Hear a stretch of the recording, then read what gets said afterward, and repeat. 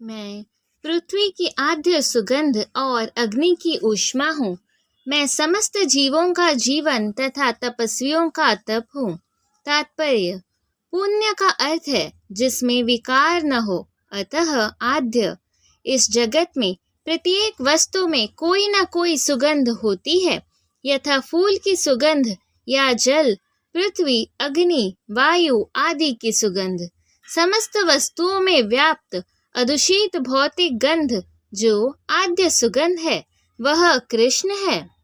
इसी प्रकार प्रत्येक वस्तु का एक विशिष्ट स्वाद, रस होता है और इस स्वाद को रसायनों के मिश्रण द्वारा बदला जा सकता है। अतः प्रत्येक मूल वस्तु में कोई न कोई गंध तथा स्वाद होता है। विभास्वसु का अर्थ अग्नि है। अग्नि के बिना न तो फैक्ट्री चल सकती है, न भोजन पक सकता है। यह अग्नि कृष्ण है। अग्नि का तेज, ऊष्मा भी कृष्ण ही है। वैदिक चिकित्सा के अनुसार कुपच का कारण पेट में अग्नि की मंदता है, अतः पाचन तक के लिए अग्नि आवश्यक है। कृष्ण भावनामृत में हम इस बात से अवगत होते हैं कि पृथ्वी, जल, अग्नि, वायु तथा प्रत्येक सक्रिय तत्व, सारे रसायन तथा सारे भौतिक तत्व कृष्ण के कारण है। मनुष्य की आयु भी कृष्ण के कारण है, अतः कृष्ण की कृपा से ही मनुष्य अपने को दीर्घायु या अल्पज्ञ जीवी बना सकता है। अतः कृष्ण भावनामृत प्रत्येक क्षेत्र में सक्रिय रहता है। हे पृथापुत्र, यह जान लो कि मैं ही समस्त जीवों का आदि बीज हूँ, बुद्धिमानों की बुद्धि तथा समस्त तेजस्वी पुरुषों का तेज हूँ। तात्पर्य: कृष्ण समस्त पदार्थों के बीज है। कई प्रकार के चर तथा अचर जीव हैं। पक्षी, पशु, मनुष्य तथा अन्य सजीव प्राणी चर है। पेड़ पौधे अचर है, वे चल नहीं सकते, केवल खड़े रहते हैं। प्रत्येक जीव 84 लाख योनियों के अंतर्गत है, जिनमें से कुछ चर है और कुछ अचर, किंतु इन सब के जीव के बीज स्वरूप श्री कृष्ण है। जैसा कि वैदिक साहित्य में कहा गया है, ब्रह्म या परम सत्य वह है जिससे प्रत्येक वस्तु उद्भूत है। कृष्ण परम ब्रह्म या परमात्मा है। ब्रह्म तो निर्विशेष है, किंतु परम ब्रह्म साकार है। निर्विशेष ब्रह्म साकार रूप में आधारित है, यह भगवद गीता में कहा गया है। अतः आदि रूप में कृष्ण समस्त वस्तुओं के उद्गम है, वे मूल है। जिस प्रकार मूल सारे वृक्ष का पालन करता है, उसी प्रकार कृष्ण मूल होने के कारण इस जगत के समस्त प्राणियों का पालन करते हैं। इसकी पुष्टि वैदिक साहित्य में हुई है। वे समस्त नित्यों के नित्य है, वे समस्त जीवों के परम जीव हैं और वे ही समस्त जीवों का पालन करने वाले हैं। मनुष्य बुद्धि के बिना कुछ नहीं कर सकता और कृष्ण भी कहते हैं कि मैं ही समस्त बुद्धि का मूल हूँ।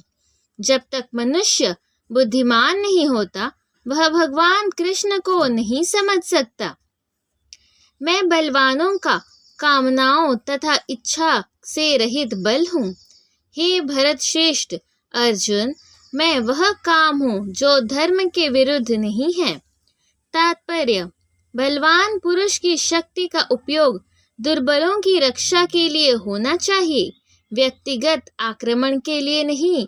इसी प्रकार धर्म सम्मत मैथुन सनोत्पत्ति के लिए होना चाहिए, अन्य कार्यों के लिए नहीं। अतः माता पिता का उत्तरदायित्व है कि वे अपनी संतान को कृष्ण भावना भावित बनाएं।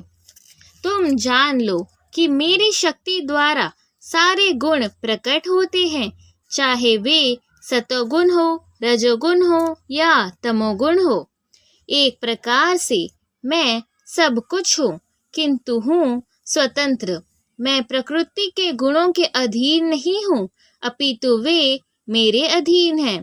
तात्पर्य: संसार के सारे भौतिक कार्यकलाप प्रकृति के गुणों के अधीन संपन्न होते हैं। यद्यपि प्रकृति के गुण परमेश्वर कृष्ण से उद्भूत है, किंतु भगवान उनके अधीन नहीं होते। उदाहरणार्थ, राज्य के नियमानुसार कोई दंडित हो सकता है, किंतु नियम बनाने वाला राजा उस नियम के अधीन नहीं होता। इसी तरह प्रकृति के सभी गुण सतो, रजो तथा तमोगुण भगवान कृष्ण से उद्भूत हैं, किंतु कृष्ण प्रकृति के अधीन नहीं हैं, इसलिए वे निर्गुण हैं। जिसका तात्पर्य है कि सभी गुण उनसे उद्भूत है, किंतु ये उन्हें प्रभावित नहीं करते। यह भगवान का विशेष लक्षण है। 3 गुणों सतो, रजो तथा तमो के द्वारा मोहग्रस्त यह सारा संसार मुझ गुणातीत तथा अविनाशी को नहीं जानता। तात्पर्य: सारा संसार प्रकृति के 3 गुणों से मोहित है।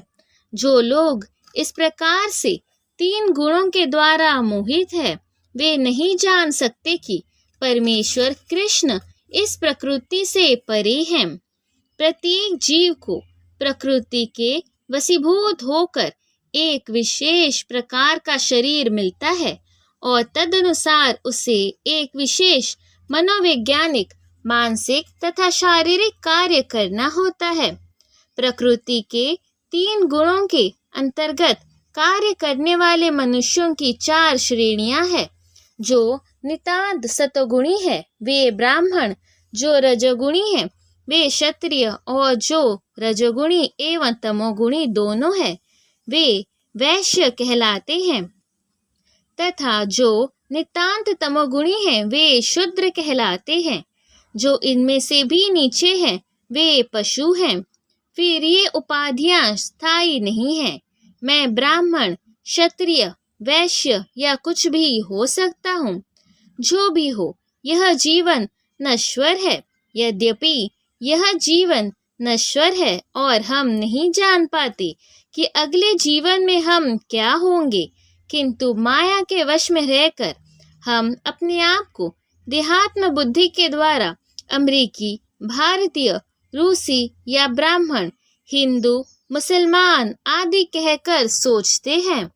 और यदि हम प्रकृति के गुणों में बंध जाते हैं तो हम उस भगवान को भूल जाते हैं जो इन गुणों के मूल में है। अतः भगवान का कहना है कि सारे जीव प्रकृति के इन गुणों द्वारा मोहित होकर यह नहीं समझ पाते कि इस संसार की पृष्ठभूमि में भगवान है।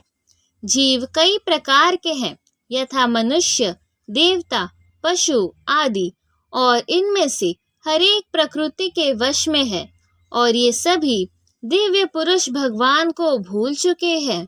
जो रजोगुणी तथा तमोगुणी है, यहाँ तक कि जो सतोगुणी भी है, वे भी परम सत्य के निर्विशेष ब्रह्म स्वरूप से आगे नहीं बढ़ पाते। वे सब भगवान के साक्षात स्वरूप को समज्ञ संभ्रमित हो जाते हैं, जिसमें सारा सौंदर्य, ऐश्वर्य, ज्ञान, बल, यश तथा त्याग भरा है। जब सतोगुणी तक इस स्वरूप को नहीं समझ पाते तो उनसे क्या आशा की जाए जो रजोगुणी या तमोगुणी है।